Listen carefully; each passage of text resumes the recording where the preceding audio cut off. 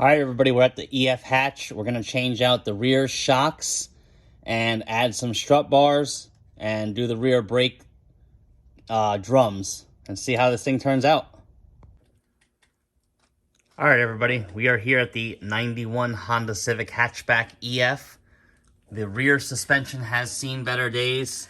The upper controller arm, compensator arm, whatever you want to call it, seems to be all right. Some of the bushings in the lower control arm look like they're dry rotted, but the main thing we're after here is the shock. This shock is blown. Both sides were blown. They're the OEM ones, if you see there.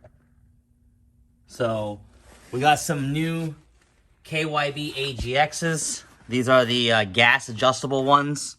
It's got 4 settings. That's the part number for the rear, for CRX and Civic, and probably Acura Integra as well.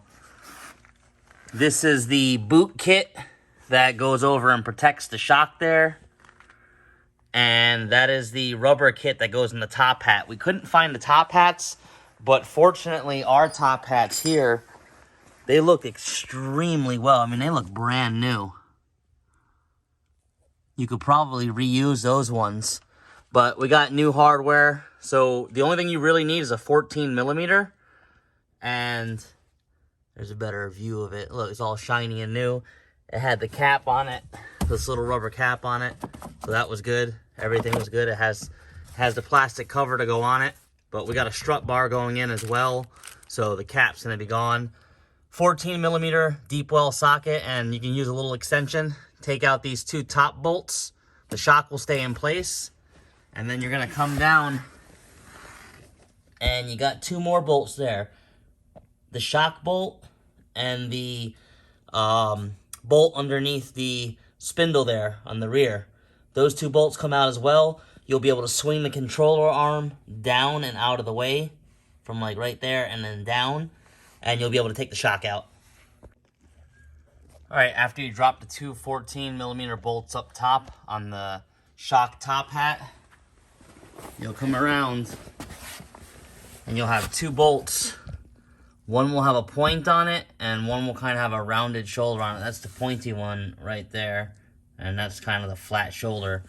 The pointy one goes into the first spot on the control arm. It's got 3 bushings. One, that's the shock bushing, that's 2, and that one's the body bushing. So the very first one closest to you and the brake system is the pointy bolt. Make sure you keep it in that position. That flat one on the end goes to the shock. Once that happens, you can pull down the actual shock, and it'll give you room to pull everything out, and you'll basically have something left like this. And just arrange it so that the nut is facing the front of the car. That's the way the OEM standard was.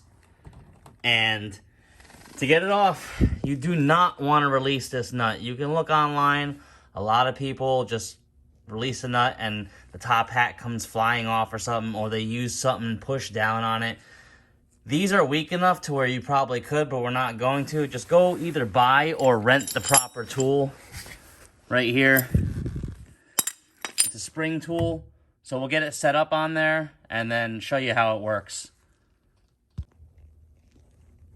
All right, we got our tool set up on here. As you see, the claws are engaged, both on the bottom on the same coil, and then you have to offset the top one because the coil kind of bunches up top on these Hondas.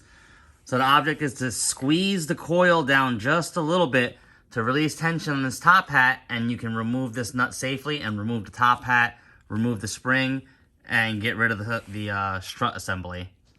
So we're gonna tighten these down and get that 14 millimeter nut off the top. Okay, once you have the seat of the spring up out of the shock and it's loose, you see how you can move the whole spring assembly on the shock. Back this nut off slowly until you can see you got play in the washer in between there. That's how you know this top hat's not loaded anymore, and you can pull this right off. Now it's safe, and you'll back these off and the spring will come off. All right, we got the spring taken off the shock there. The shock is blown. We're gonna clean the spring up and put it on the new AGX shock and get all the new components on and bolt it back up to the car. All right, we got the new KYB AGX here. So we're gonna orient it like it's in the car, nut facing forward. First thing you wanna grab is your KYB bellow kit. And we're just replacing all of it because it's a good practice. The part with the long neck, see how that one has a longer neck and that one has like that extra little rib there? That rib goes up. That neck goes down onto there. And this yellow rubber piece has to go inside his boot. So we'll get that together and show you how it looks. All right, you see we got it snapped in there. It's in the groove. Just go ahead and take it and slide it right on top there. It'll sit. And then take this washer here that came in the other kit, which the box was right here. That's the rubber replacement for the top hat and everything. It'll come with an extra washer like this. Go ahead and just put that on the shock. And what that's going to do is, now that's your bump stop for when you compress all the way down with the shock. So when you go all the way down, it don't blow the piston out the bottom. Next thing you want to do is set the spring on here. The spring is going to go in a certain way.